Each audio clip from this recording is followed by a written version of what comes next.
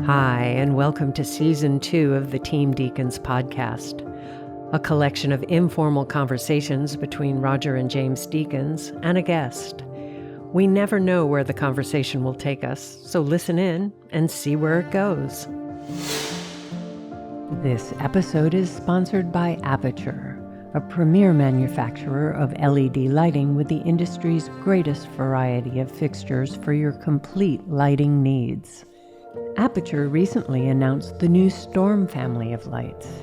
With LED white light quality that matches natural daylight and classic tungsten bulbs, plus extreme low-end dimming while maintaining color quality. Discover more about the new Storm lights and the complete Aperture lighting ecosystem at aperture.com.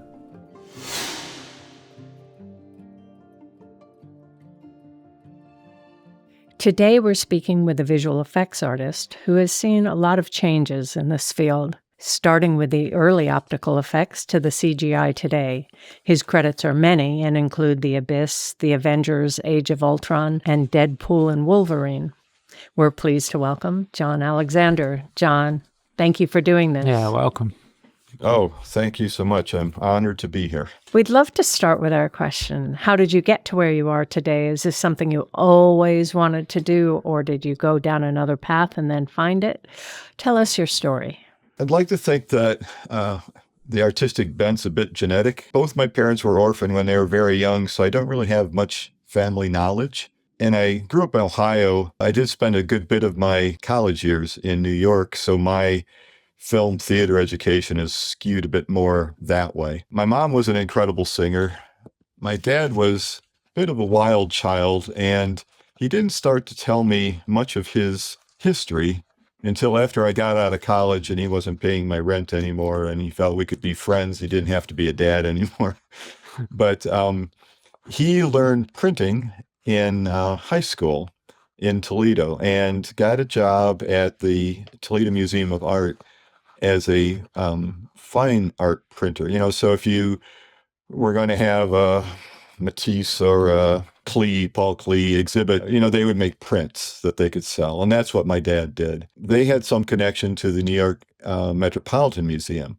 So he, this was before World War II, he went over there, and this is where it gets a little sketchy for me because it sounded like he had quite a life over there. It was an incredible young artistic community at the time. But again, he worked as a printer making lithographs. He also helped out photographers. You know, if they were going to make 100 prints of what it was, he would help them out do that. And so he had, and just bumped into folks. I remember we were having some random talk at home one time, and I mentioned Ansel Adams and this time, and he mentioned just where we were talking, and he said, "Oh yeah, I remember helping him out on some stuff. I think I got one of his prints in the garage." I'm like, "Dad," it's like, come on. I didn't hear much about what happened during the Second World. He just started to open up a little bit about that, and unfortunately, he died suddenly of a heart attack. So a lot of these great stories that would have come from his artistic side, I just didn't get to hear. All that being said, I said because they were brought up in foster homes, and during the Depression, as far as I was concerned, they wanted me to get a job that would be solid. And I was really good in science, and so they were leading me into being an engineer. Unfortunately, also at the time, the Vietnam War was kind of going on, and there was a draft. And my dad said, "You know, pretty poor. I can't get you out of this." But he said, "If you're going to go in, it'd be better if you went as an officer." So I applied and got into the Air Force Academy. And I mentioned this because it informed me later about how to deal with people. Anyway, I was at the induction, or one of the induction things down at Wright-Patterson Air Force Base. And the second lieutenant, who had graduated from the Air Force Academy a year before, was showing us the ropes and doing this, and you need to do this. And we were just someplace random. And this master sergeant walks by, guy maybe mid-50s, and gives the second lieutenant, who got out of the Air Force Academy the year before and was probably 23, gave him a crisp salute and just went on. And the second lieutenant said, "Okay, you saw what happened there, and I outrank him, but he knows how to do everything. And he is the guy that if I want to, I think this, he said the sergeant was in charge of the motor pool. So if I can't go in there and do anything with motors, but he can, and he has all the people that do that stuff. He said, honestly, he goes, I'm kind of in the cat herding mode. It's like, I can tell them to do things, but they have to respect me. They can't say no, but they will do it. So I took that really to heart. I also took to heart the fact that these sergeants are the guys who are going to do lots of the hands-on work. And going to the film world, I'm always been kind of the sergeant. I guarantee you there is no image that I can't fix. You got the time and the money. I'm your guy. But I did take that into account as I went along. And that was one of the things I loved about ILM. They really did seem to be very kind of in that mode, really respecting the folks, knowing that like Dennis Murin, good friend, and John Knoll, good friend, they can do a lot, but they can't do everything. And so they rely on me and then all the folks that I go to. But anyway, so I washed out of the Air Force Academy, and part of that because the thing was winding down. But I then was in engineering, and because of what my parents said, they wanted me to, get a good job, and making movies was not kind of the thing. And my dad had a real artistic bent. He didn't see that as a good career. I kept changing my mind. I started in aeronautical engineering, was in chem engineering, actually did a short internship at a place called Owens, Illinois, where I learned a bit about lenses because I make a lot of glass. I got to the point where I was about 4 years into college. My dad said, John, you seem like you're going to be a professional student. You keep changing majors and you're looking around. And I never, I kind of planned for 4 years. I didn't plan for ever. So you're kind of on your own. This was back when tuition was affordable. So I said, okay, great. That then allowed me to just kind of explore stuff. And he said, one of the thing I kept changing universities, and not the wisest thing to do because change universities, you lose credits and blah, blah, blah. He said, why don't you go to Ohio State? Because it's a massive college and they have all the different disciplines there. And so I did. They had a cinema department. I don't know if you know anything about Ohio State, but in American football, it's a big thing. And it's actually, I imagine for some of the football players there, it's a bit of a step down facility-wise to go to the NFL because they just have everything. And including and I don't know if they still do this, but at the time, they would have students help film the games.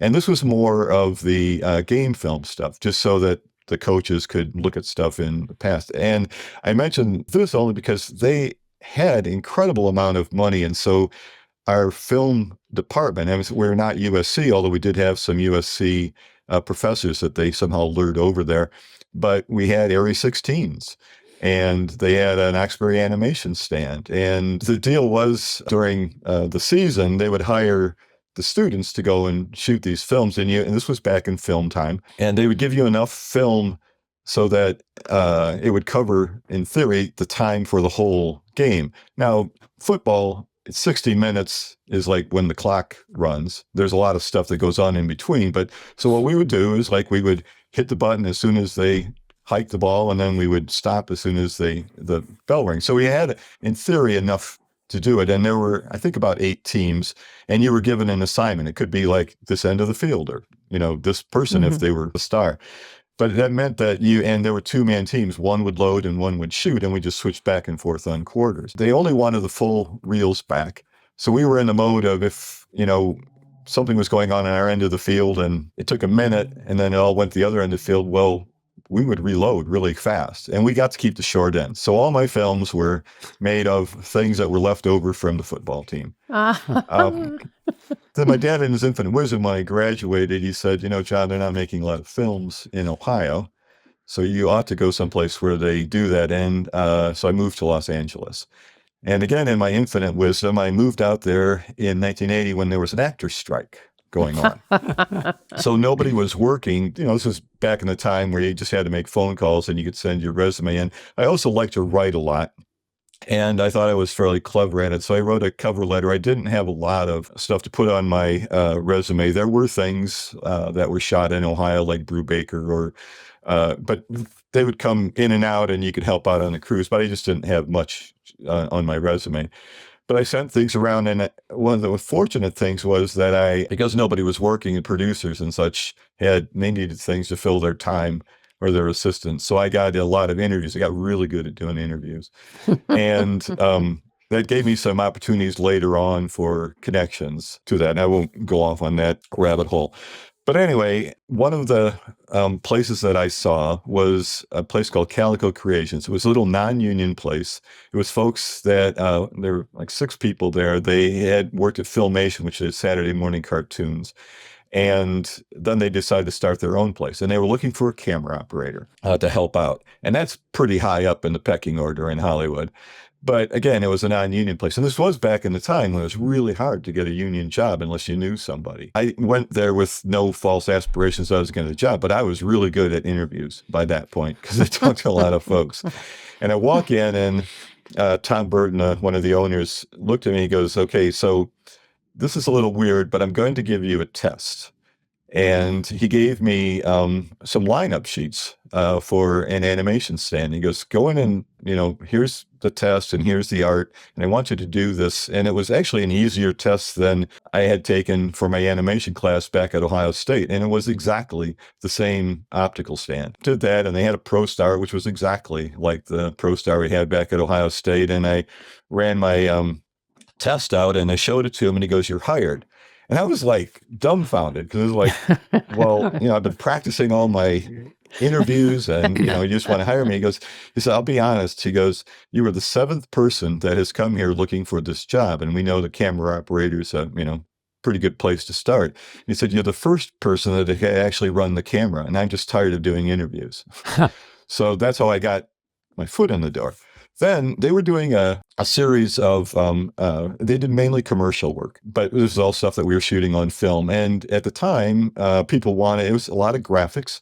At the time, people wanted a lot of the look of the stuff that was in 2001. Bob Abel was the big guy that everybody wanted to work with. But, so we were kind of competing for similar sort of stuff. A lot of the 2001 stuff was like that slit scan things. And I listened to, I know you talked to John Knoll a bit about the slit scan stuff, but that requires computers. Going back to my wandering college career in all the engineering things, I actually had picked up a bit of programming. And so we were doing some really early, this was actually before the first Macs or the IBM PCs came out. So it was a lot of more machine tool type of programming. Record things onto tapes and put them in, and things would just basically run like machine tools. Anyway, they were looking around for a motion control system that could run this animation stand. And there was a company in Atlanta, I can't remember the name of it, that had a 4-axis system and they wanted $100,000 for it. Problem was the whole budget for this thing for WNEW was only $400,000. So it's like, well, that makes no sense. But it was, again, a small community at that time doing effects and these type of animations, and word got around. And this fellow, Bill Tondro, just walked in the door one day. And he said, I've got this 8-axis system that I'll sell to you for $10,000. And my boss threw him out because he thought, well, this is just a scam. And my boss's brother, Rob, said, well, I cannot remember the company that, maybe it was Pacific Ocean Post or something, but Bill had a space down at one of the animation companies that they let him, kind of set up and work at. My boss, Tom's brother, Rob, said, well, why don't we go down and visit him, and see, because if he's got a working thing and we're set, because this would be perfect. And it doesn't make any common sense, but that we could get something for $8,000 or for $10,000.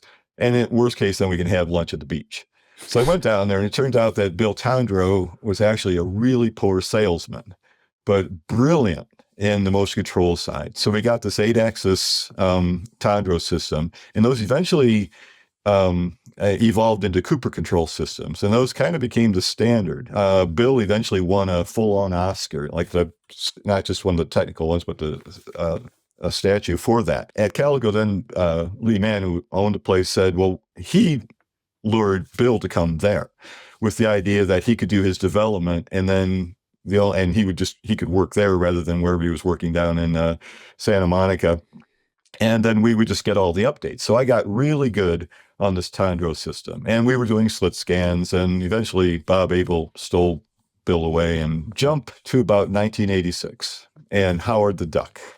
And how's that for a start for my film career? And that was going on in ILM. And ILM had settled in. They had motion control systems that Jerry Jeffers and Dykstra had, kind of sorted out. They weren't as good as what Bill's system was. And Bill's system was getting a reputation around. It was easier to use, easier to program, much more flexible. It was pretty unlimited in the number of axes you could have. And so they were upgrading a bunch of their systems to these Tandro systems. And they just were looking for other Tandro operators. And there weren't many of us around.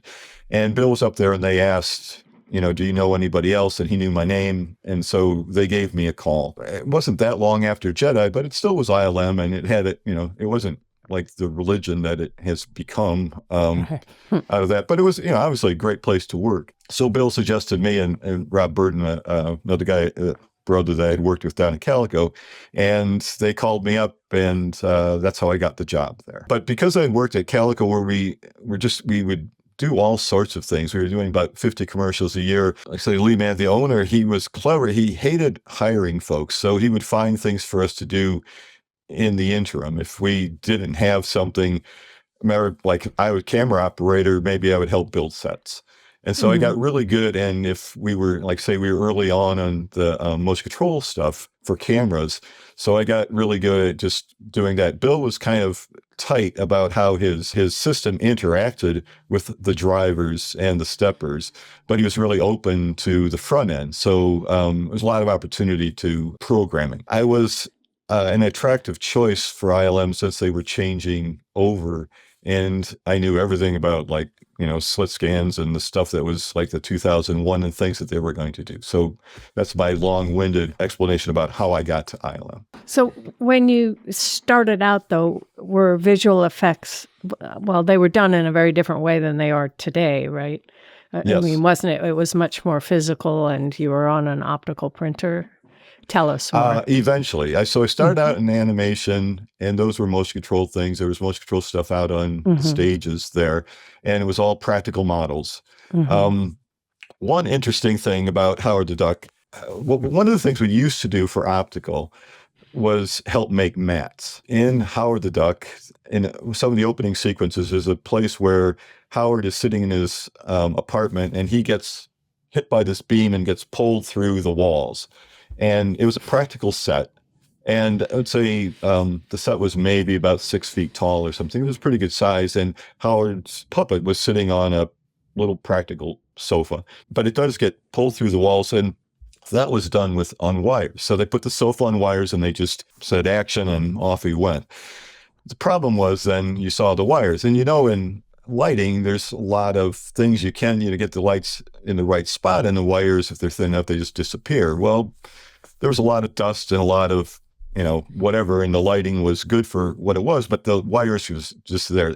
So at that time, what we used to do is, like, we could chase mats around so that we have like kind of a G mat, and then in optical, when we were going to do the composite, you would just kind of blur out that section, and you could put some diffusion on it. And we had all sorts of diffusions. We had, even down to using like sandwich bags or, whatever we could come up with just to break it up and to make it look good. And we tried all sorts of things and just could not make it disappear. They were just kind of too big for the scale of what it was. Pixar was still there when I got there. They had been sold, but they were kind of getting on their way out. The reason George was selling them off is there was not an obvious revenue source for that technology at the time. They had used it a little bit. He also was going through a horrible divorce and dividing up assets, that sort of stuff. So we were trying to figure out how to get rid of these wires in there. And the folks from Pixar came over and they basically did a wire removal, which is almost an entrance level thing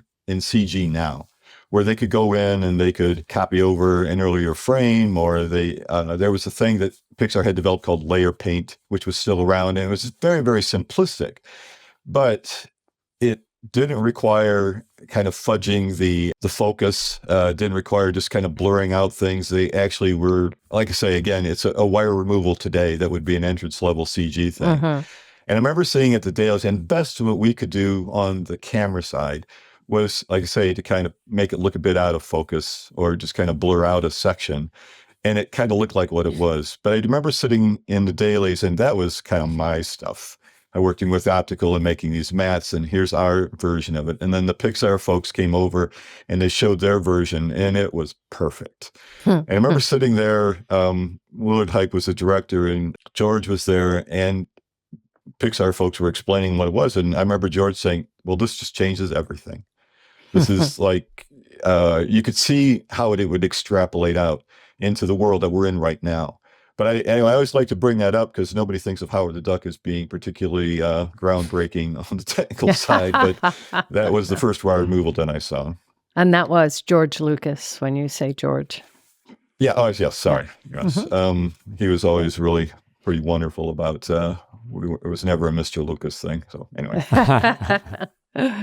It must be nice being in a field that's constantly growing, because visual effects is constantly finding new ways to do the same things, but better. Howard was a fun movie to work on just because there still was a lot of money around, the Jedi money or whatever, and this was just George's place. And George always referred to himself as a benevolent dictator.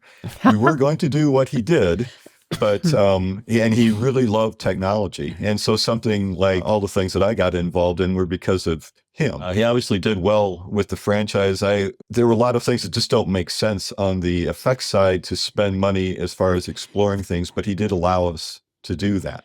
And again, I was never in the budget meetings for that. Always was more the group that had ideas about stuff, but he was just pretty wonderful. Anyway, so that's my start there. And then you mentioned about optical. So I was in animation for a bit and did do some slit scans for things. And I mentioned that only because the slit scans now are what in CG you would do in effects, that you could do all sorts of smoke things, and it's very, well, it's easy. It's math now. It's not, it's, and back then, it was all physics and chemistry. We were trying to do something that would show up on a piece of film. And so you had to have your lights right, and you had to, and things were only going to move a certain way. So it was just certainly a different time. But George was always great about letting us try things. And one of the things that they thought would be cool was to do a motion control optical printer. And that's really where I came into my own at that company. The optical department was set up by Robbie Blaylock again, back on the original Star Wars stuff. And some of those guys were still around in there. And they had really taken optical to its pinnacle. At that time, when we're switching over to CG, it's kind of like, well, we have the best horse and buggy that you could ever imagine, but some guy's making a car in the other room. So yeah, we... on the film side, and I loved on one aspect of working on film because it's much more what you see in real life. And then there's, but we're in the physical world, and now we're in the math world. But anyway, they decided to get an optical printer. Mechanical Concepts was the company that put it together. Jerry Jeffers was the guy that did the original programming so that it would run. And unfortunately, when it came in, it didn't actually work. And part of that problem was the first thing that Mechanical Concept did, and they were great about coming back and trying to remake things, but there was a fellow at ILM called Udo Pompel who was this machinist. They made everything there. They made their tracks. It wasn't like you could buy a lot of the stuff off the shelf, and so they had a pretty incredible machinist group to the point even of making cameras, like for jumping ahead to Roger Rabbit, the VistaVision cameras, because there weren't enough of them around. So Udo and I came in, and Jerry's stuff on the motion control side wasn't working, but he wasn't as kind of tuned in as Bill Townder was. So I talked to Bill about borrowing one of his setups because he was upgrading things and taking one, and I put it on the printer. And that thing had 22 motors on it. So but it also could do zooms.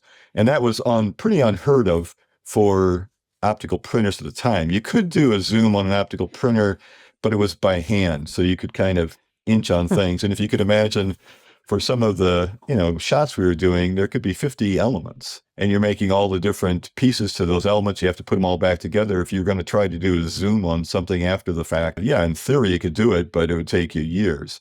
And this all of a sudden then allowed us to do things that we hadn't done before. On the practical side, as practical models, for example, we always were really into making sure we had lens matches. So if they shot something on a 70 out on location, if we're going to put some model in there, we're going to shoot 70 on stage.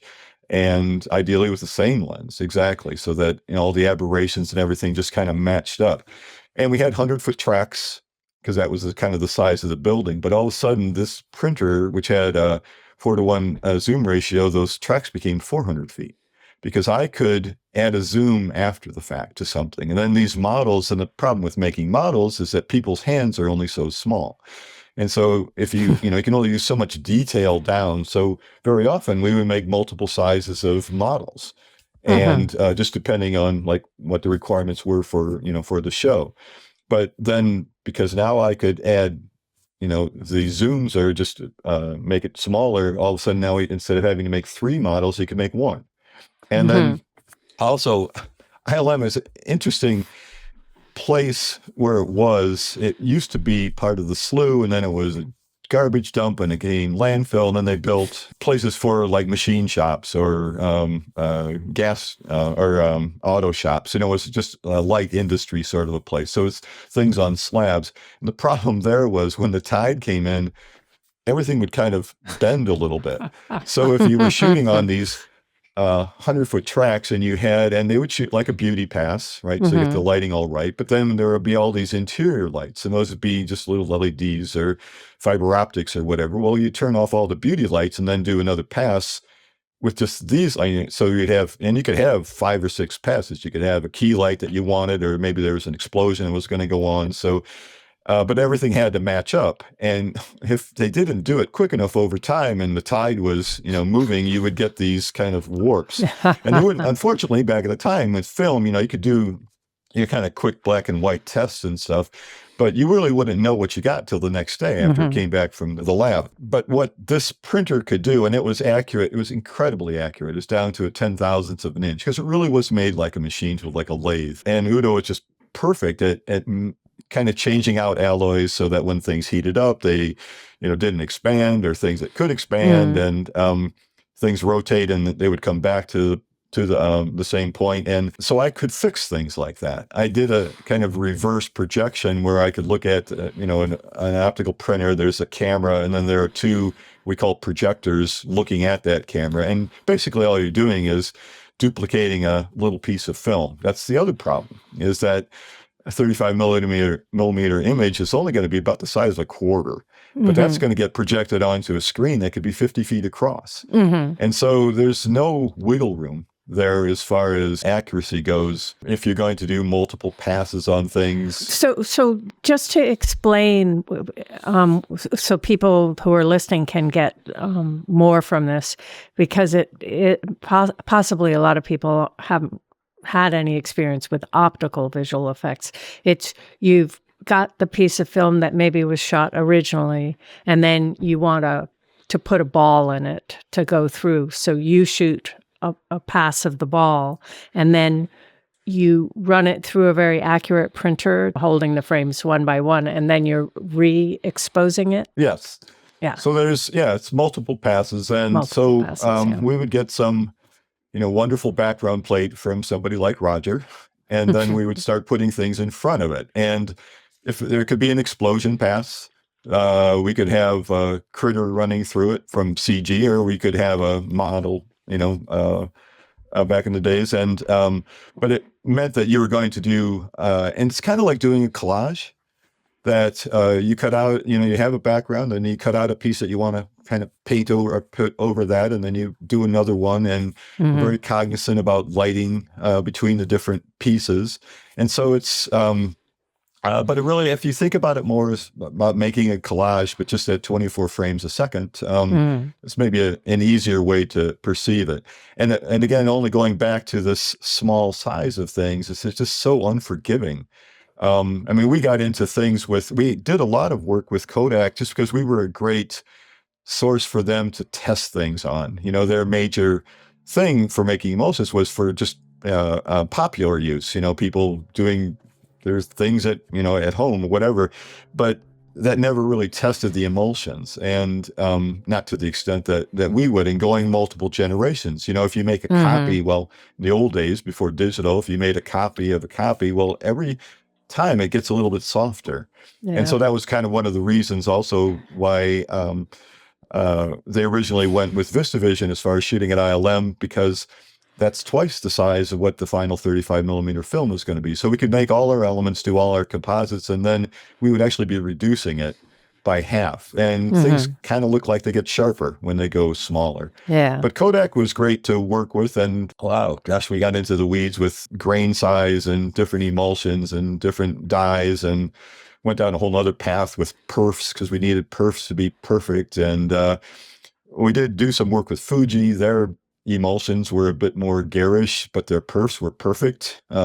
Kodak was really wonderful with their emulsions and all the color blends. It just was pretty incredible, but their perfs kind of sucked. So anyway, it was just things that we worked with those folks along the way on the film side to try to perfect. By the time the Vision films came around in the 90s, but going back to just shooting like blue screen, and the reason they shot blue screen was because the blue record was horrible. Blue's hard to capture as far as the color goes. And so those little silver halides, on a piece of color film, there's 3 layers, and they're going to capture the red, green, or blue, or the YCMs, or the cyan, yellow, and magentas. Now we're into chemistry and physics. And if the light's not bright enough, the silver halides just don't change. My point is just that we had done a lot of work with Kodak over the years to try to also work on things like that, just getting better emulsions, better color representation. To me, the amazing thing about people is how good their eyes are. And that's why I listened to some of your other podcasts, and you talk about, things just not kind of looking right. It's because you're just trained that way. Nature made us so that we could survive, and we're very good at knowing what looks real and what doesn't look real. And people like, myself or Roger in particular, you look at something and you know how to fix it. Normal people don't, but that's like and especially my life has been just trying to fix things that don't look right, but you kind of can't perceive why. It's not obvious why they're not correct. Anyway. Yeah. And the printer was just a fabulous piece of technology that we could do all sorts of stuff with, and we could add shakes after the fact, just to make things cut in better. Can you describe some shots of specific shots in specific films, just so we have a sort of... That were done optically, yeah. There was a film called Inner Space. Dennis Muren was the effects soup on. There's a scene in there where Martin Short is running along, and Dennis Quaid has been made miniature, and he's in this little capsule that's inside Martin Short. And so in our work, we're going back and forth where there's a shot of him running along the sidewalk, and then we cut to inside. And when they cut it together, all our stuff was done on these motion control stages, and in theory, they could add some shake out there, but it's really dangerous at that point, because if you too much or too little, and this was still in film days, and so the ideal thing was to kind of not. The printer had come along, and actually I used Interspace because that's the first movie that we did on there that actually elements that I made or composites that I made actually came out onto a film. But anyway, so Dennis wanted it to look like when we cut to the interior inside of Martin's body, that it looked like it had a similar sort of bounce to it. And that's all. So kind of a nothing burger as far as today's things go.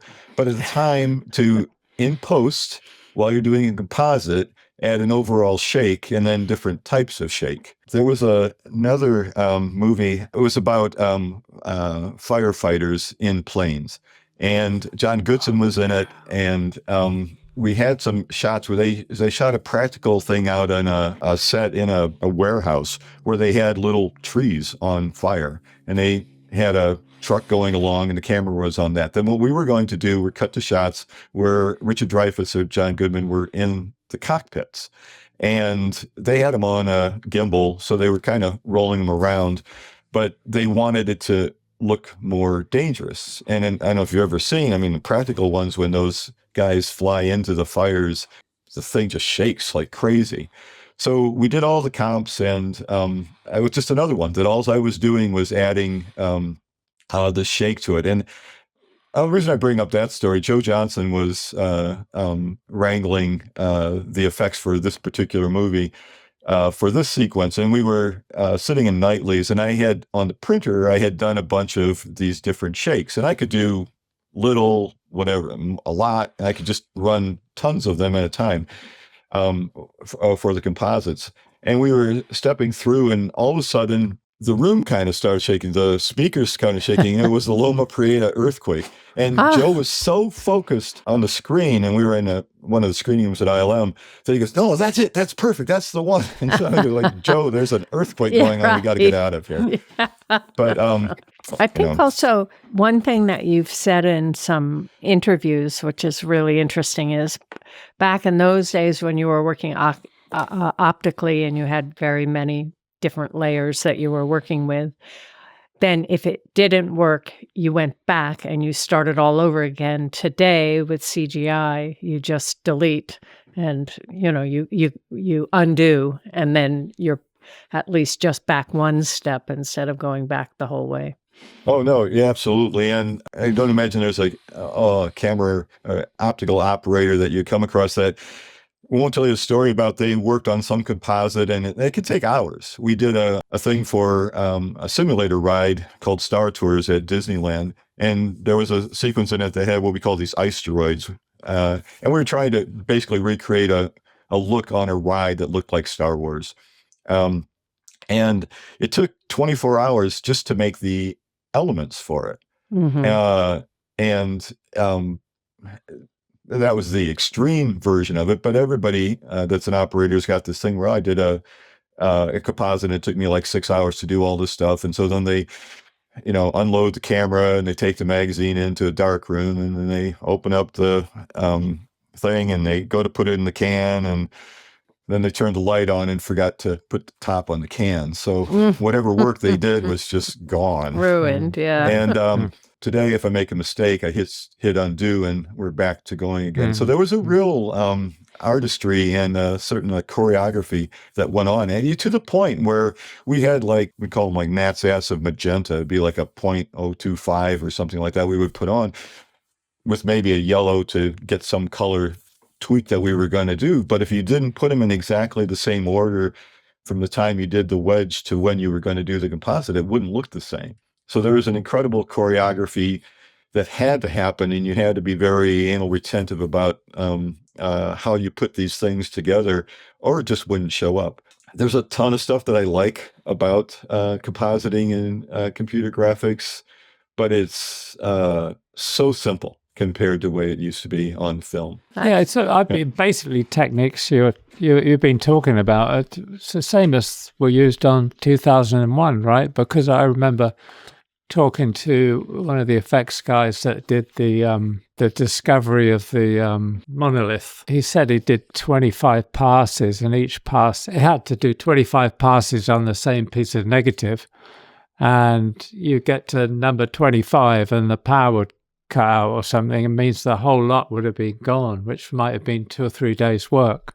Oh, I mean, yeah. You're basically talking about the same systems as used for that film, yeah? Oh, yeah, no, absolutely. Exactly the same sort of thing. And you just were, you're up against physics and chemistry as opposed to math. And, electricity goes out. Well, even on the printers, once you started, you couldn't stop because they would kind of cool down. And, we're talking about this incredible accuracy that had to happen when you're basically recreating something the size of a quarter. That's where matte lines come from. And so, yeah, there's just a physicality to it that was pretty incredible. But to me, though, on the plus side about film, dealing with the way that folks, Kodak in particular, put all their emotions together, it's much more accurate to our color perception than where we've gotten in CG. The problem with computer graphics is really what you end up looking at it on. And, we're now 10 or 12 places in the world do film projection at any sort of scale. Everything's moved over to digital. Then we're up against just the physical limitations of size of these files. And so, when we started out and moved into CG, everything was 8-bit. So we had, 256 colors. That was going to be it. But now we deliver 10-bit. I mean, that's only 1,024 colors. And your eye can perceive something like 10 million colors. Also, our eyes are horrible compared to like hawks. You know, we don't see as sharp as they do. I don't know if you're familiar with starlings at all. They're kind of a drab, kind of brown bird or whatever. But in the bird world, because birds see way down into the ultraviolet light, their visible spectrum that they perceive is much, much wider. They are gorgeous. I mean, they're like right up there with peacocks. So I was fortunate enough, there was a fellow named Bryce Bayer, who was the guy from Kodak that came up with the original little format for these things that we've got in all our cameras now. And we worked with him. ILM had a scanner, one of the early ones. We worked in conjunction, going back to my note that we did a lot of stuff with Kodak. Kodak they made 2 chips. We had one, and one was back in New York. The idea was how you could scan film so that you could put it into the CG world. We were going to just, start marrying those together. And Bryce was involved in that project. He had retired, but he still was around, and pretty incredible guy. But and I don't know if you've ever heard the film debayering. So the Bayer part is him. And he said, and he based his red, green, and blue pattern on human eyes. And so it leans into the green. There's a bit more of those receptors, but it still is just an RGB thing. These are dyes that are over basically the digital version of a silver halide. So all the receptors it's going to do like darker or lighter. And they've gotten better with those. They can claim incredible ISOs now, but it's still exactly the same. You're into the same world of physics at some point where it's only going to perceive what it can. And but back in the film days, I do believe that we just had a broader kind of gamut coming through with the dyes that were being used. They're very similar sort of setup. I know that, like for the scanner that we had a trilinear CCD array as opposed to this pattern on it. And it just allowed for just a better image. We could actually scan 16K. And this was back in 1987. Wow. And, 4K seems to be a big thing. I just worked on a project a year ago for this place called The Sphere in Las Vegas, where we're delivering 16K. And, but we still aren't really close to what you could do with film as far as the fine grain was. And part of the problem also, the way we shoot now with these digital cameras and that array in there. And now we've gotten into, shooting on stage on the volumes and LED screens. Well, those are little, checkerboard things. And there's a little checkerboard thing in your digital camera. And so when you shoot the digital camera at an LED screen, you're going to see moire patterns because, welcome to physics, and so that's the thing that bugs me about, even though I've been really involved in close to a lot of the development of the volumes, the thing that bugs me is they can never really be in focus with our things. Now, what you could do is you come up with a different array in a camera, one that wasn't, so perfect. It was a bit more random, like, film grain sort of style, then yes, all of a sudden the moires go away. You shoot film on an LED screen, you will never see an array. Bryce had a really interesting solution for the technology at the time. And it's unfortunate that, and I do remember, again, I was never in the high level meetings, but things that I heard down, we went down this path with them with their scanner, and they did start Cinesite to, keep going with the idea. But as far as, I do remember hearing back for little digital cameras, they decided it wasn't going to be a great resolution. At the best, it was going to be maybe 2K back at that time. And it was so inferior an image to what they could do on film, they decided, well, we're just not going to go down that path. And then they went bankrupt because people really didn't care so much about the fine. I mean, they like that, but when it got a little further along, all of a sudden it's like, why would I spend time on film when now the resolution has come up and they fixed the colors and I've got a broader color gamut. I'm not 8-bit anymore. I'm seeing more like I can see in the world. Kodak, they were right there and they kind of blew it. Yeah. That's my opinion. Put it that way. Yeah. So when George Lucas saw the wire removal and said this changes everything, do you think he realized?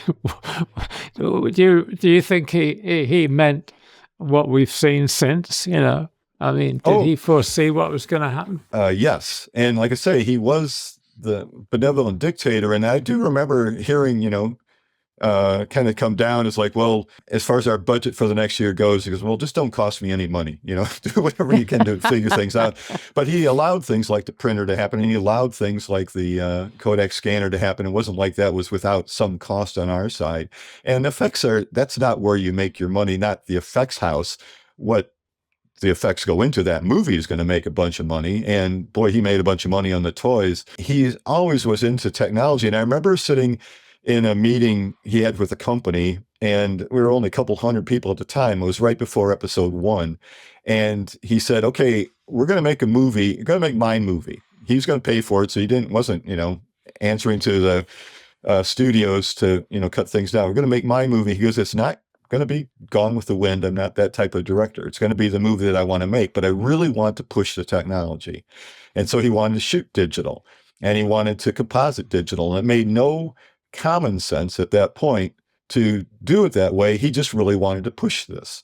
And he was always more about the story and not nitpicking about little things. Things have evolved into now. And people get, there's a matte line over on the side over here. And George was more of the mode of, well, if you're looking over there, we've lost you because the story's over here. And he just wanted to push things on through. Dennis Muir was very much the same way. And we had these things we called CBBs, which could be better, but it told like George's story. And then we always tried to get back to our CBBs, and people like me that were technical geeks would try to fix everything. So you wouldn't see a matte line, or you wouldn't see a mismatch on something, or something that shouldn't have been there. But anyway, so he really pressed on the episodes that we got there. They tried to cut some corners. They went with Hawk lenses on the first go round, and because they were cheaper, that presented no end of problems as far as aberrations go. So we're going to jump into a CG world with this perfect math, and some critter's going to run along a perfectly flat surface. And how do you then put that aberration into every CG camera that you're trying to do this render through? And so bailed on that idea and went back to the good lenses on episode 2. But George was always there. And going back to the printer, when I got the printer going, it was 22 steppers. And when steppers run, you speed them up and slow them down. They make this weird, and I had 22 of them. And they would go, and I had this set up because I always wanted to check, and I could project back out onto this wall so you could see it pretty big. It wasn't like I was looking through a little thing. My point was just that I could go, here's home, and I could see it on a wall that was big, and it was like 15 feet across. And I could make all the motors go to make sure that everything was going to go back. And if I ran a pass and I wanted to make sure at the end everything was fine, I would hit this button and would do it. And George loved that because it made all these weird sounds, and he would bring folks by just to see this printer. He was very proud of, all the technology things that we go, and I could hit the button and go, and this thing is moving all over the place, and it popped right back. So I knew he took a great amount of pride in showing off the things that we were working on. And even the scanner, that was a big deal in its time. I remember Bill Gates coming around to take a peek at it. They knew it was going to be something in the future. But again, this is George's benevolence in allowing us to spend money that no sane person should have allowed us to do. But he was just so up about pushing, seemed very up about pushing the technology. So just an incredible place to work. Lord Peterson, he was the guy that started the practical model thing back on the original Star Wars. He had a 80th birthday a year ago, and he was talking about ILM in these times as kind of being like in Florence during the Renaissance. Boy, you go back to Michelangelo, and I think when he did a Pieta, he was like 23.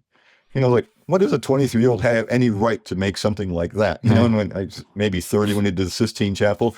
So Lauren's point was just that we were in this incredible opportunity where we could try things, and technology was coming along and just exploding, which was allowing us to do things that had never been able to do before. And we had these great relationships, like with Kodak, Bill Tonder, and all the motion control stuff that was going on. that it allowed us to try things that were, the other guy that was great about that was Bob Zemeckis. That guy was nuts about trying to just, we did so many things on like the Back to the Futures where they had a panther dolly that was motion controlled that was not actually physically, it was just gravity was making it repeat to the same thing. So yes, George, I cannot speak highly enough of him for the sake of what he allowed us to do. And say what you want about, his directing style or his stories or whatever, but if I only had two good ideas and one was Indie and one was Star Wars, I could live with that. But so anyway, but yeah, massive fan. And he's, again, I never had to report to him about money or anything like that. And I was always in the group that was kind of more solving problems. But I do say, okay, going back to another, John Knoll mentioned a shot in Indy and Last Crusade where he was talking about flying airplanes. And it was shot in San Rafael and Kerner, and it was a biplane. So there were these little wires that were part of the biplane. And it was going to be Sean Connery and Harrison Ford flying this thing. You got a blue screen. Roger knows that's already a problem, and this was back in film days, right? So, and now one of the things that certainly has evolved is you just got to get a color back there. And with math, we can get rid of it. And AI is getting really good about making mats as well. So it's just not the same thing. But back then, as an optical printer guy, I had a red filter. And if you didn't give me a blue color for the blue screen, there was nothing I could do about it. I could maybe go off a quarter stop, a half stop at best, but it was chemistry and physics. And at that time, they were shooting on film. And so now you've got Steven's shooting a thing and George is around, and there's a lot of money just standing there. You know how schedules go, things kind of get behind. They were kind of trying, I would say they were rushing it, but they were kind of rushing it to try to get this thing done because of who they had there. And they just didn't quite get the blue screen right. And there was a fellow, Kenneth Smith, who was in optical. He was one of the supervisors there. And at that point, he'd won 2 Academy Awards. So this was a guy that knew what the hell he was doing, and he could not get a good extraction on that. He was the guy that would do all the wedges and then give it to a camera guy like me, and we would run these things out, and then he would try different filters and just sorting it out. And that's what I remember getting in this meeting, and George was just incredibly frustrated because these very expensive people for this, really high visible film that was coming out, and we couldn't pull off something like a blue screen in the time that we had. And I remember him saying, "You guys figure out how to do blue screen and then give me a call." And there was a fellow still there, Doug Smythe. And this time CG had moved along quite a bit, and we had gotten a lot better about doing things. Doug was the guy that did the warps on Willow. Doug took it, and in his CG world, kind of going back to the Pixar days, he got a mat out of it. And these little thin wires could get put back in, and it looked perfect. And so that was kind of the follow-up years later about, okay, now here's another thing, we can fix this stuff. That also kind of screwed everybody going forward for, okay, now we know in CG we can fix lousy blue screens. And but on the plus side, though, that meant that when you guys are out on set, you don't have to be as fastidious about it. You can get something. If we get a reasonable, smooth color back there, we can do stuff. But anyway, and the whole roto paint thing is such an evolution right now. And that is definitely an art that is going away on the practical side of things. This is something that AI will really help us with. Allow artists to spend time on art and not just doing stupid things about trying to fix a seam in something that you couldn't, get rid of on the day. Where do you see the future of visual effects going? Well, CG opens up so many worlds. One of the things I really love about now, like back when I got out of film school, I had nowhere that I could show my films. I mean, I could make a print and get it into a film festival, but I was just this kid from Ohio. And they were expensive. A print of my film was about my month's rent cost. So it was hard. And now with the internet, you can get stuff up and millions of people can see things. So I think what's wonderful right now is that we're diving much more into storytelling. And, we've had pianos around for hundreds of years, but there's only so many Mozarts that show up. And I think what's going to happen now is that all the folks that were Mozarts that didn't have the opportunity, that the technology was such, it was hard to get film, it was hard to get the crews together and all that. There's opportunities now for these true storytellers to come and do their thing. And I've got two sons that foolishly have kind of followed me into the film business, so I'm kind of leaning into just helping them out on stuff right now. But and also I would like to write a bunch, and so I'm kind of leaning more into as for just me personally is those sort of films. But with everything I know about, take a step back, going back to the effects side of things, there is a company out there called Epic who their main thing was this game called Fortnite, but they really leaned into real-time rendering. It's still, and it reminds me of early days of CG where, 2K, that's high res. We don't have the machines for that. So we would make these little crops and we'd chase these crops around that might have been like 500 by 500 pixels. And then we'd put them back together to make our 2K composite. Whereas now, I mean, one of the last projects, we were making 16K composites, and it's just not, you just have to have the farm at that point for that. But there are opportunities now with this real-time rendering as it gets better, more resolution, and starts to fit into what we out of the cartoon world, that now effects that it would take forever to do or to make a change on are literally kind of in real time. And one of the, we did a test. Epic was trying to put together, they were going to do a series of films, and they were kind of sorting out some effects were going to come through ILM as far as putting the composite stuff together. And I've worked with those guys a bunch. A lot of them came from ILM. And anyway, so I was part of that project. And they called me up and said, we have these things. When you go out and in my world or in the CG world, the big problem is rendering. It takes a long time. It takes big machines.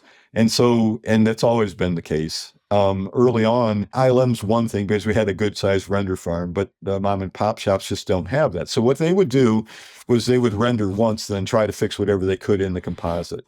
And so then the way to get around that was to make all these different layers. We could have what we call PLOs, or per light images. So just this light is showing up in here, and there could be as many as you want. We had these things called AOVs, which were, I could just have the spec. I could just have, you name the light. There literally can be hundreds of these pieces that you could put back together. And so what that then allowed was for these mom and pop companies, or just smaller effects companies, to not have to go back and do the 3D render. Because you get out of 3D world and into my composite 2D world, all of a sudden everything gets way cheaper. You don't need as much memory. You certainly don't need as big machines. It goes way, way faster. Certainly the rendering on editing now is like, gosh, we did a setup where we had real time, I think there was like 8 layers. We were doing real time rendering of elements, which is crazy because it used to take, a day to run something.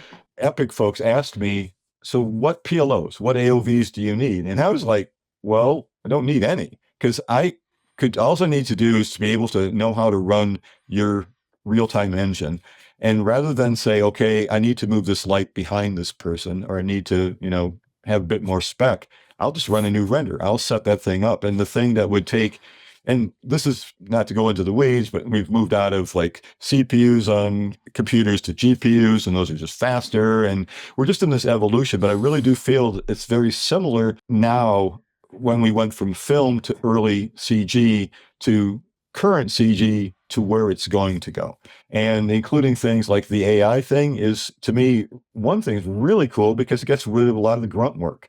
And nobody really cares about that stuff. I mean, it can go down a horrible path for all sorts of other things, but just saying on the technical side, we're going to get rid of stuff. And it's very similar to me is like what we talked about earlier, where you make a film mistake, now you're starting all over. And if I can fix something in AI, why don't I don't care. I don't care that, the wire's gone, the wire's gone. Nobody cares about that. That's not impinging on anybody's artistry. And the roto paint artists that I know will be brilliant at using that technology, because it's something that the machines have to get caught, but it comes taught, but it comes back to their eye.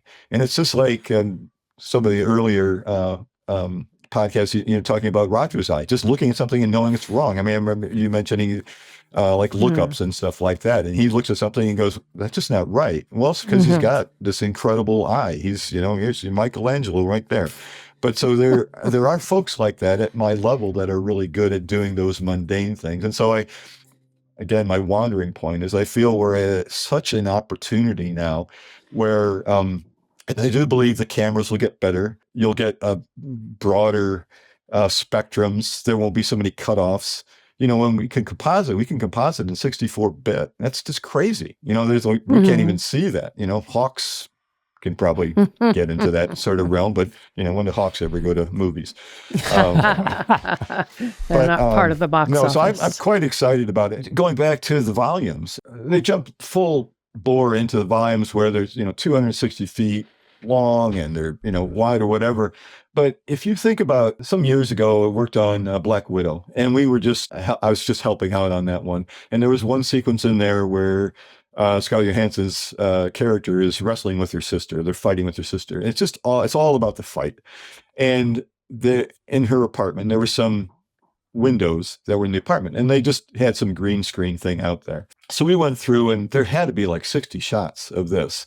And, it was on the day that they shot the stuff, and they just needed through a green screen. I think it wasn't even really lit. It just, some green, but it was horrible. It was a horrible thing.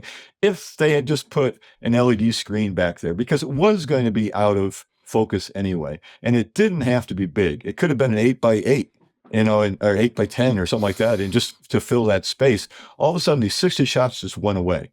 And so my point was just that it's like LEDs are wonderful for certain things. It's like giving you a whole opportunity. Granted, you can also have these whole environments. But if you think about, I'm just going to do a patch here, or I'm just going to put a thing over there. I know earlier in some of your discussions, you talked about like, shooting people in cars. Why would you ever need to do that anymore out on live, when you can set up things with an LED screen, which is going to be out of focus anyways, because you're all concentrating on the conversation of the thing in the car. So, and then it could bounce like the car is doing. It can just look perfect, and nobody will ever know. So I just think that we have to figure out how to use the LEDs. The other problem with LEDs is, you talk about limited color. There's no great blacks in them. They're never going to be as great as the cameras are. There's no money to be made about having this incredible LED screen that's 200 feet long. It's just not. It's there for theatrical events. They're for putting up things. It's just there's no money to be made. That I'm sure they know they could make them have a better dynamic range, and they certainly get better every year on things. But it's just like a new tool, figuring out how to use that new tool, and how to use that new tool with another tool that actually has the same array pattern as they do. So many opportunities to actually get things out there that they didn't have before, but technology that we just have to kind of figure out how to use and get around the technical problems. But again, going back to my old pal Bryce Bayer, he had it sorted out how to get rid of this pattern of his that we're using. We just don't do it. So it was, and part of the problem back then, he went with RGB because they couldn't get YCM colors, dyes right. It just was it was a problem. And I don't know why, but they just went this one route, and then they were kind of etched in stone on that. So. How about the sphere? You were involved with Darren Aronofsky on yes, the sphere in Las Vegas. Actually, tell us about that. Well, I've worked on a few films with Darren. He's got to be one of my favorite directors. It was interesting. He loves shooting on 16 millimeter, which is just crazy.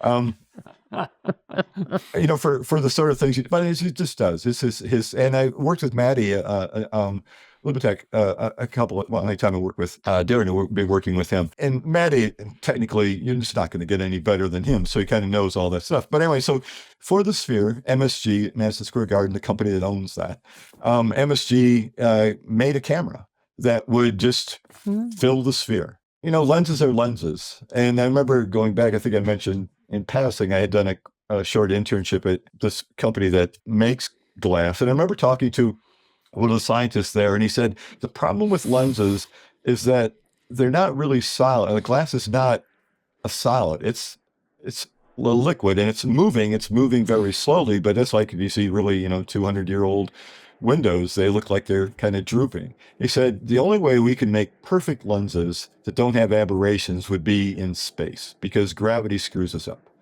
And I'm sure they figured things out along the way or whatever. Certainly, as you get into the more extreme versions of lenses, you know, you get into 11s or 23s or whatever, it's such a fisheye sort of thing. It's just, you're really pressing physics at that point. And so they've got this great lens. They said it will capture like 18K, but only like 16K is really good. There's lots of aberrations and stuff like that. And there are ways that once you know the lens, and because we have done this when we're trying to fit our animations into a particular lens, we will warp the computer graphic part of it to match the lens, and we warp it because we've taken images of grids and stuff and figure out where all those little aberrations are. So yeah, we can match that stuff. So there is a way for them to, you know, kind of slowly undo what that problems that lens creates. But the stuff that they shot is incredible. And one thing that we did, Darren's based in New York, and we were, you know, certainly working in San Francisco. One of the things we did was VR dailies, where we put on these VR headsets, and they had a model of the sphere, and the seats, and so you could look around with this face hugger on. Darren could point to things, oh, I don't like this here, or you should put this over here, and you could move around in that theater, so you could see it from different places. So you get off on the side, if you ever go to the sphere, and I mean, it holds 17,000 people. For the movies, they only sell like 4,000 or 5,000, but it's like in the center. It's still 4,000 or 5,000 people. Yeah, you know, yeah, it's like, come on. There's stuff way off on the sides or whatever. If it gets warped, it just depends on, you're into the problem of dealing with physics here. If you have a warped lens and you're looking way off on the side, well, it's going to look weird on the other side. What was great about the VR headset thing was Darren could show us things that he was concerned about. If you don't have something that has a strong geometric shape, you could put it over on the sides, and you just don't say. He's got these incredible shots of fish and like small insects and, just all sorts of stuff that's not geometric, and it works kind of wherever, but it's a different way. Then you have to be aware of your storytelling. And I could see this being a nightmare for you, Roger, for like, you're used to looking right here. What if you had to look through your whole field of vision? And so it's a kind of a wonderful problem. What it is being there is very much like being in a VR headset where you can look around and see everything, but you don't have a headset on.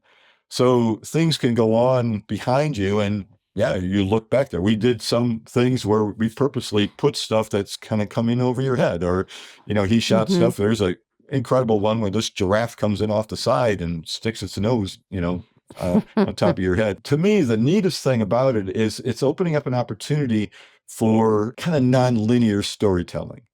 And they were talking, and I can't say anything about it, but there's going to be some announcements relatively quick. They were talking, though, about how Darren's movie was made for that. And we started out letterbox, but it's a big, I mean, the screen is like 365 feet across. Our letterbox was 200 feet across. So it's still a massive image, but it wasn't the whole thing. So they were talking about how can you move other films, put other films into here? How could you expand out into that thing? And this film that Darren did was kind of a test of that. You use that lens, you're set. How do you do something where if you take an old film and try to put it in there, what do you do to expand it on out? And you can think about, I mean, obviously, you know, ILM and Lucasfilm is, that would be a cool, you know, something to put in there if you do it. And I know there's been talk about any number of things, and there's one that the first one is coming up in a month that they're going to do a big old talk about. But again, going back to my point about kind of non-linear storytelling, if you think about what if something's going on over your shoulder and you look over there, it could easily be part of the story. What if you have this massive screen and you're having there's some argument going on between two people? Well, you kind of don't need to cut between the two anymore. You don't have to. You still could cut between the two and stay letterboxed, or you could see the whole thing. again, wandering off on no, thank God you're editing. Years ago, I went to a Britannia event, or a BAFTA event, the Britannia Awards, and I randomly sat at this table with this actor, and I cannot remember his name, but his acting has been in his family for like 400 years, literally. And he had just great, like, kind of family stories going back. And we got talking about nonlinear storytelling. And he said his, great one of grandparents, back when it was not acceptable to be an actor, but people like to be entertained. So they would have a play that they were going to do, and they'd load all the stuff onto a wagon or two, and they'd have their costumes, and they would go to some village and they would put the play on. Great.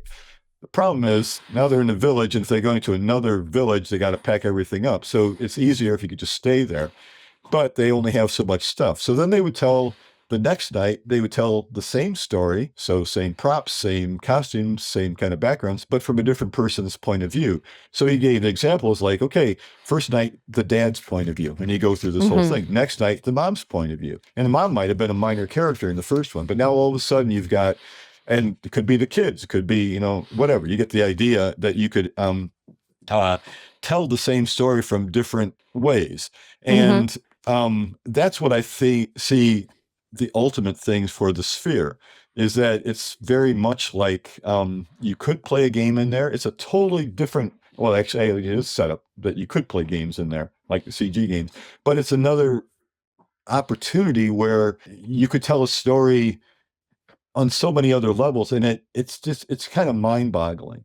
But it's like, well, what if I went into this room, into that room? And there are theatrical events that do this. You can go to places where you walk through the environment and the story is being told.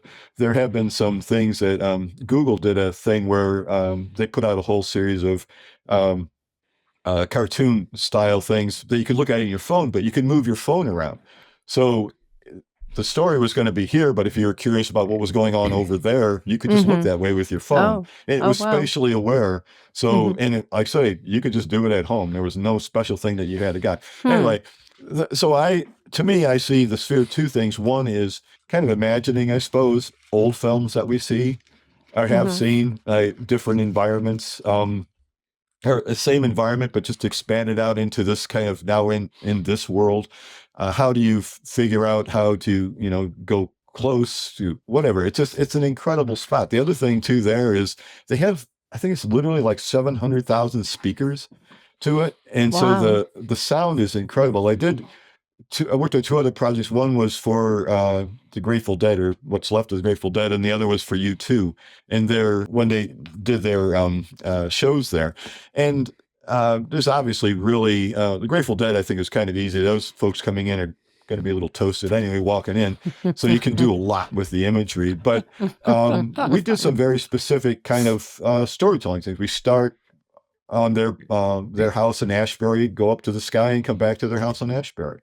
And so it was a way of telling that part of the story, but just in a different venue. And I'm really excited about it because I see so many opportunities about it's kind of a different person's point of view of the same story. As far as things going in the future, it's like just embracing this technology and embracing now that the Sphere is crazy big, but the same idea could work for a much smaller venue where you had 1,000 people in it, kind of a more normal size. I know there was an effort that went on. There are some theaters where there's like some screens on the side where you could kind of fill things out a bit. We did some of that where whatever's going on, if it's a city, we'll add city on the side. And it was kind of a little attempt to move into this world where it's a bit more immersive. But just that idea where, and I do believe that storytellers that's the crux of it. And then folks that get that visual on. So like DPs in particular, you're going to, so you want to make it scary, that's lighting stuff. That's like, what's the look going to be? How do we follow this thing around?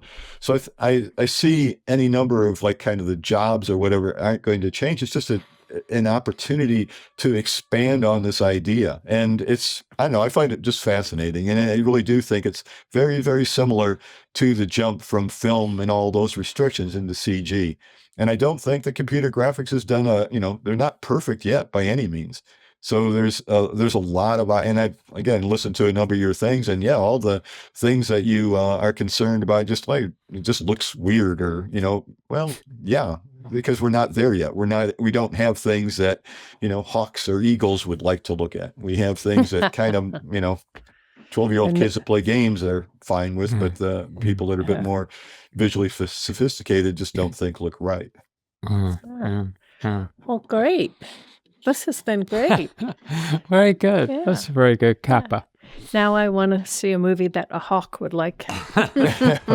It's really, really wonderful talking to you folks. And I really am a massive fan of the stuff that you guys work on. So, Hey, thank you.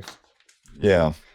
But, and I'm always kind of felt that just my position, being a comp soup in particular, we're the last stop, after us. If we can't, it's going to go in the movie. It's going to go to an editor. The best One you way can or do the is just, cut things out. It's always fun talking with the DPs, trying to get the sense of what they're trying to do and being able to fix things for them. And I guarantee you there is nothing that we can't fix. It's time and money. That's really what it comes down to. But having people to visually understand what they're looking at to make it good for you. But anyway. But this has been a real treat. Great. Great. Yes, thank you Thanks very so much. If you'd like to sponsor the Team Deakins podcast, let us know at pod@teamdeakins.com. Thanks for listening. If you want more information and further discussion, check out the forums at www.rogerdeakins.com. Becoming a member is free, and you can ask follow-up questions there. And be sure to subscribe to the podcast for more new questions and topics. Also, check us out on Instagram at team.deakins. See you next time.